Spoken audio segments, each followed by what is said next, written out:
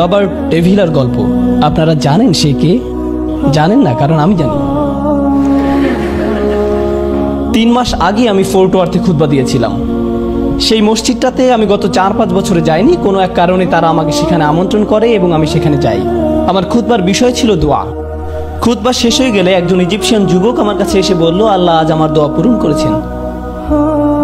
জিজ্ঞেস করলাম, আপনার দোয়া কি ছিল? সে বলল, রবার্ট ডেভিলার যেন নোমান আলী খানের সাথে দেখা হয়। আপনি রবার্ট ডেভিলা? সে বলল, না, আমি রবার্ট ডেভিলা নই, আমি তার বন্ধু, কিন্তু আমার ধারণা আল্লাহ আমার দোয়া পূরণ করা শুরু করেছেন। আমি খুব আগ্রহী হলাম। রবার্ট ডেভিলা যেখানে থাকে সেখান থেকে ফোর্ট ওয়ার্থের দূরত্ব 40 মিনিটের পথ। সে একসময় কৃষিকাজ করত। তার কোনো একটা জেনেটিক সমস্যা ছিল, যে কারণে জীবনের একটা সময় এসে তার শরীরের গলার নিচ থেকে পা পর্যন্ত প্যারালাইজড হয়ে গিয়েছিল এবং সে এখন একটা নার্সিং হোমেই থাকে। বেশিরভাগ রোগী সেখানে 90 কিংবা 100 বছরের বৃদ্ধ। একমাত্র রবার্টই সেখানে 30 বছরের একজন যুবক, যার পুরো শরীর প্যারালাইজড ছিল। ওকে, সে গত 10 বছর ধরে এই নার্সিং হোমেই আছে। তার পরিবার তার জন্য একটা বিশেষ ধরনের ভয়েস কমান্ড কম্পিউটারের ব্যবস্থা করে দিয়েছিল, যেটা দিয়ে সে তার কণ্ঠ দিয়ে ইন্টারনেট ব্যবহার করে পৃথিবীর খোঁজ খবর রাখতে পারত। তার রুমে প্রতি সপ্তাহে খ্রিস্টান পাদ্রীরা সাপ্তাহিক প্রার্থনার জন্য আসতো, আর তার সবচেয়ে কাছের বন্ধু ছিল তার পাশের খাটেই। সেও প্যারালাইজড ছিল এবং তার একটা লিভারের প্রয়োজন ছিল। তারা 2 বন্ধু সবসময় স্রষ্টা, জীবন ইত্যাদি নানা রকম বিষয় নিয়ে কথা বলতো। তারা খুবই ভালো বন্ধু ছিল। একদিন রবার্টের বন্ধু খবর পেল যে তার জন্য একজন লিভার ডোনার পাওয়া গেছে। সে খুবই খুশি হয়ে উঠল। সে রবার্টকে বলল, রবার্ট, আমি একজন ডোনার পেয়েছি, আমাকে যেতে হবে। আমি তোমাকে খুবই মিস করব, কিন্তু আমাকে যেতে হবে। রবার্টের বন্ধু চলে যায়। সে আসলেই চলে যায়। অপারেশন টেবিলে লিভার ট্রান্সপ্লান্টের সময় সে মারা যায়। রবার্টের এই বন্ধুটিও খ্রিস্টান ছিল। তার গলায় একটা ক্রুশ ঝুলত সবসময়। তার বোন সেই ক্রুশটা স্মৃতিচিহ্ন হিসাবে রবার্টকে দিয়ে যায়। ক্রুশটা রবার্টের বিছানার পাশেই ঝুলত। সেটা তার বন্ধুর স্মৃতি ছিল। রবার্ট খুব সাধারণ এবং সাদাসিধা জীবনযাপন করত। সে নার্সিং হোমেই থাকতো, নার্সরা তার দেখাশোনা করত। একদিন রবার্ট স্বপ্নে একজন লোককে দেখল। সে তার নাম বলল মুহাম্মদ। লোকটি আঙুল দিয়ে ক্রুশটি দেখিয়ে রবার্টকে বললেন, আল্লাহ এই জন্য তার নবীদের পাঠাননি যেন মানুষ তাদের উপাসনা করে, বরং আল্লাহ নবীদের পাঠিয়েছেন যাতে মানুষ আল্লাহর উপাসনা করে। আর ঈসা হচ্ছেন কেবলমাত্র একজন মানুষ। তিনি বাজারও যেতেন, খাবারও খেতেন। তিনি বাজারও যেতেন, খাবারও খেতেন। স্বপ্নটা এখানেই শেষ হয়ে যায়। রবার্ট শুধুমাত্র ঈসা আলাইহিসসালাম নামে একজনকে জানতো। এখন সে মুহাম্মদ নামে একজনের নাম শুনল, যে তাকে বলেছে নবীদের কাজ হলো তারা মানুষকে আল্লাহর ইবাদত করতে বলে, নবীদের না। সে মুহাম্মদকে খুঁজতে লাগলো। সে ইসলামকে খুঁজে পেল। সে ঈমান আনলো। যেহেতু সে এখন একজন মুসলিম, কাজেই সে কোরআন সম্পর্কে জানতে চাইল। সে খুঁজে খুঁজে কিছু চ্যাট রুমে গেল আর অনুরোধ জানালো, কেউ একজন আমাকে কোরআন শেখাও। প্রায় সাথে সাথেই সে একজন ইজিপশিয়ানকে পেয়ে গেল, যে তাকে আরবি শেখাতে এগিয়ে আসে। সে তাকে আরবি বর্ণমালা শিখিয়ে দেয়। আর যখন আরবি বর্ণমালা শেখা হয়ে গেল, তখন সে কোরআন পড়া শিখল। সে তার বেডে শুয়ে শুয়ে কোরআনের 10টি সূরা মুখস্থ করলো। রবার্টের মনে হলো, আমি কোরআন পড়তে শিখলাম, নবী সম্পর্কে জানা শুরু করলাম, কিন্তু আমাকে জানতে হবে কোরআনের শিক্ষা আসলে কি। সুতরাং সে খুঁজতে লাগলো কিভাবে কোরআন বোঝা যায়, এবং কোনো একভাবে সে আমার লেকচারের ভিডিওগুলো পায়। সে সেগুলো দেখা শুরু করে এবং প্রায় সবগুলোই দেখে ফেলে। এরপর সে হ্যাঁ, এখানে আরেকটি ঘটনা। সেই নার্সিং হোমে একজন ইজিপশিয়ান লোক ছিল, যে টুকটাক সার্ভিসিং এর কাজ করত। তার নিজেরও একটা চমৎকার গল্প আছে। সে একজন মুসলিম, কিন্তু খুব একটা ধর্ম মেনে চলতো না। তার সবচেয়ে কাছের মসজিদটা ছিল তার থেকে 50 মাইল দূরে। এজন্য সে চার্চে যেত, যাতে করে আল্লাহকে পাওয়া যায়। সে মুসলিম, কিন্তু আল্লাহকে পাওয়ার জন্য চার্চে যেত। একদিন সে রবার্টের রুমের পাশ দিয়ে যেতে শুনলো, ওয়াল আসরি ইন্নাল ইনসানা লাফি খুসর। সে রুমে ঢুকে জিজ্ঞেস করলো, রবার্ট, তুমি কি শুনছো? রবার্ট বলল, কই কিছু না তো, আমিই পড়ছিলাম। সে জিজ্ঞেস করলো, তুমি মুসলিম হয়েছো? রবার্ট বলল, হ্যাঁ, আমি মুসলিম হয়েছি। এবার রবার্টের বন্ধু খুবই অবাক হলো, কিভাবে আল্লাহ আমেরিকার চার্চের নগরীর মধ্যে একজনকে পথ দেখাতে পারেন, যার বেডের পাশে ক্রুশ ঝুলে থাকে, নার্সিংহোমের বেডে শুয়ে থাকা ছাড়া নড়াচড়া করার মতো যার কোনো ক্ষমতা নেই, সে নিজে নিজে বলে উঠল, আমি আবার আল্লাহর কাছে ফেরত আসতে চাই। রবার্ট তার এই ইজিপশিয়ান বন্ধুকে তার অনলাইন শিক্ষক নোমান আলী খানের কথা বলে। এবার সেও আমার ভিডিওগুলো দেখতে শুরু করলো।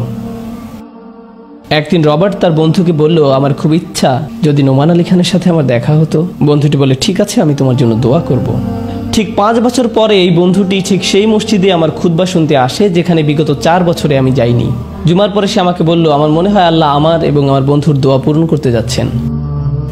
আমি বললাম, হ্যাঁ, আমারও তাই মনে হচ্ছে, চলুন যাওয়া যাক। আমরা কয়েকজন মিলে সেখানে গেলাম, রবার্টের সাথে দেখা করলাম। আমরা সেখানে চমৎকার কিছু সময় কাটালাম। আবার ইনশাল্লাহ আগামী ঈদে আমরা সেই নার্সিংহোমে যাব। আমরা সবাই যখন সেখানে যাই, নার্সরা আমাদেরকে দেখে অবাক হলো, জিজ্ঞেস করলো, আপনারা সবাই রবার্টকে দেখতে এসেছেন? হ্যাঁ, কেন দেখা করতে চান? বললাম, সে আমাদের অনুপ্রেরণা। নার্সরা নানা জায়গায় ফোন কল করলো, আমাদেরকে চেক করলো, এরপরে যেতে দিল।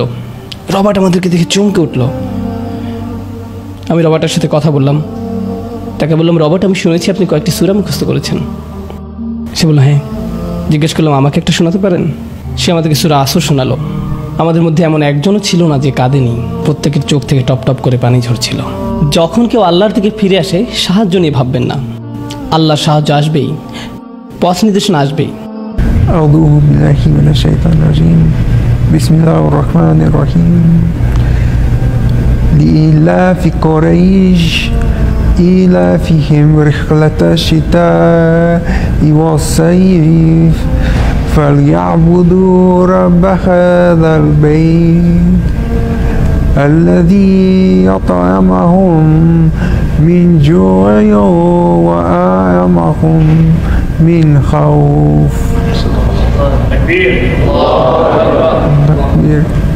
আমি রবার্টকে নিয়ে আরও কিছু বলতে চাই, কারণ এখানে তরুণরা আছে। তরুণরা সুস্বাস্থ্যের অধিকারী, তরুণরা উদ্যমী, তরুণরা স্বপ্ন দেখে। আমি রবার্টের প্যারালাইসিস সম্পর্কে বলেছি, তার পুরো শরীর। তার একটা বিশেষ হুইল চেয়ার ছিল যেটি তার শরীরের প্রত্যেকটা অংশকে প্রত্যেক জায়গায় আটকে রাখত। এটি তার ঘাড় থেকে পুরো শরীরকে আটকে রাখত, কারণ শরীরের উপরে তার কোনো নিয়ন্ত্রণ ছিল না।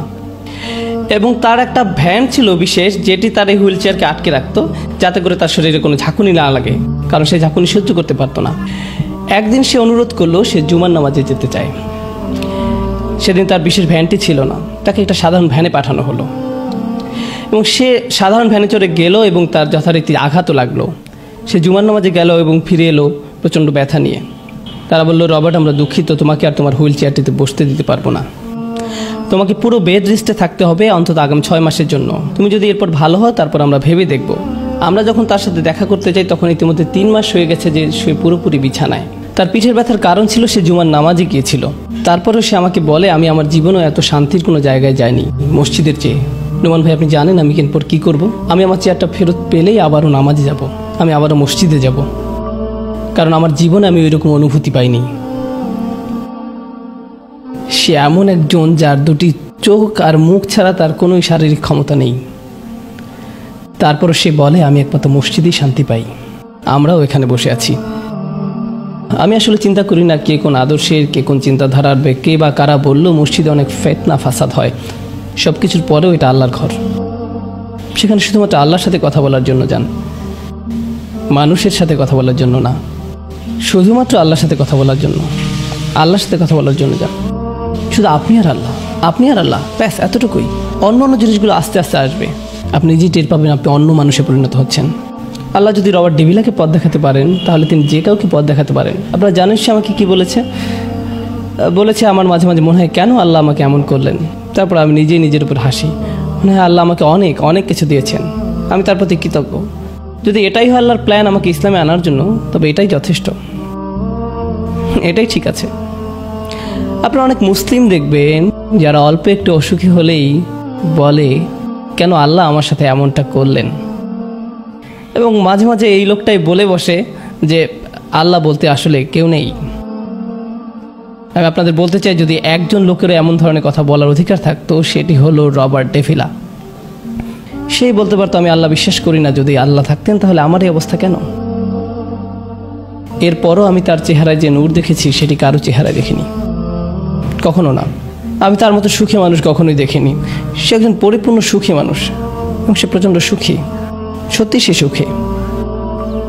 শেষ 7-8টি খুতবা যে আমি দিয়েছি তার প্রত্যেকটি ছিল রবার্টের সাথে আমার কথোপকথনের এক একটি লাইন, তার প্রত্যেকটি অসাধারণ। সে আমার শিক্ষক, আমি তাকে আমার শিক্ষক মনে করি। কেউ যদি আমাকে জিজ্ঞেস করে আপনার শায়েখ কে, আমি বলি রবার্ট ডে ভিলা। সবাই অবাক হয়, বলে সত্যি এটা কি করে সম্ভব? আমি বলি হ্যাঁ, এটাই সম্ভব, এটাই সত্যি। পথ নির্দেশনা আমাদের চারপাশেই আছে। আপনাকে চিন্তা করতে হবে না যে কি কি জিনিস নেই, বরং প্রচুর উদাহরণ আমাদের পাশে আছে। আপনারা জানেন আল্লাহ আসহাবে কাহফকে কিভাবে রেখেছেন? ঘুমের মধ্যেও তিনি তাদেরকে নিয়ন্ত্রণ করছেন, তাদেরকে এপাশ ওপাশ করছেন। যখন সূর্য ওঠে তাদেরকে একদিকে ঘুরিয়ে দেওয়া হয়, আবার যখন সূর্য ওপাশে চলে যায় তখন তাদেরকে উল্টো দিকে ঘুরিয়ে দেওয়া হয়। আল্লাহ ঘুমের মধ্যে আপনাকে সাহায্য করবেন যদি আপনি চাইতে পারেন। তিনি ঘুমের মধ্যেও আপনাকে সাহায্য করবেন। প্রত্যেকটা মুহূর্ত আপনি আল্লাহর নিয়ন্ত্রণে। ভাবতে পারেন আল্লাহর সাহায্য নিয়ে আমাদের সন্দেহান হবার কিছু নেই। কিভাবে সাহায্য আসবে সেটা আল্লাহর কাজ। আপনার কাজ হচ্ছে তার সাথে কথা বলা, আপনার কাজ হচ্ছে তার সাথে যোগাযোগ করা। এই কথাটাই আমি আজকে আপনাদেরকে বলতে চেয়েছি। আল্লাহর সাহায্য পাওয়ার এটাই রাস্তা, এটাই। আপনি আল্লাহর সাথে কথা বলতে পারলে আপনার জন্য আল্লাহ দরজা খুলে দিবেন। আপনাকে বন্ধু দিবেন, আপনাকে শিক্ষক দিবেন, আপনাকে সাহায্য করবেন, সব দিবেন, যেন আপনি আল্লাহর দিকে আরও অনেক অনেক বেশি করে এগিয়ে যেতে পারেন, যেন আপনার জীবনটা আরও সুন্দর হয়। এটাই হলো মূল কথা যা আমি আজকে আপনাদেরকে বলতে চেয়েছি।